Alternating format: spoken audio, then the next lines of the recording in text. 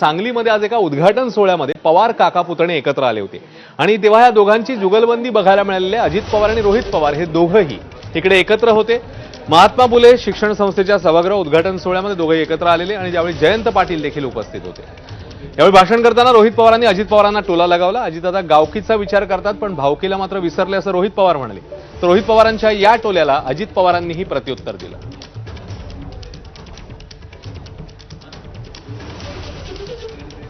अजितदादांचा phone आला, त्यावेळेस आम्ही एकत्रित होतो पार्टी म्हणून, आणि मग त्यांनी मला घरी बोलवून घेतलं।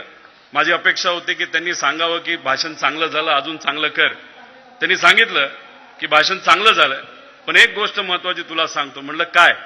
अरे भाषण देत असताना, अधिवेशनामध्ये बोलत असताना तुझ्यावर कॅमेरा असतो, जरा बटणं जरा वरपर्यंत लावत जा, म्हणजे एवढं बारकाईने लक्ष त्या काळामध्ये माझ्यावर होतं।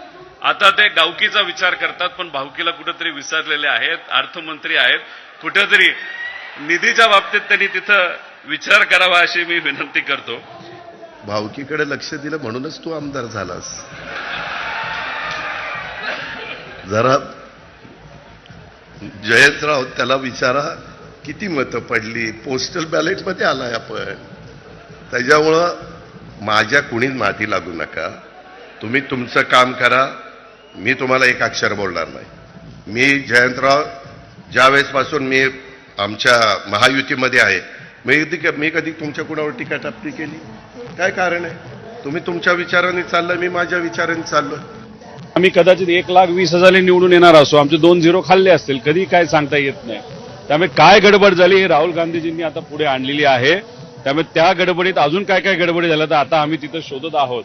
पण एवढी ताकद माझ्या विरोधात लावून सुद्धा तिथे असलेल्या प्रामाणिक जनता यांनी मला आशीर्वाद दिला। 1200 का न होईना आता मी निवडून आलेलोय, पण मी शांतता मात्र त्या ठिकाणी बसणार नाही। पुढचे 5 वर्ष या सरकारच्या नाकात दम हे सामान्य लोकांच्या वतीने आणल्याशिवाय आम्ही गप्प बसणार नाही।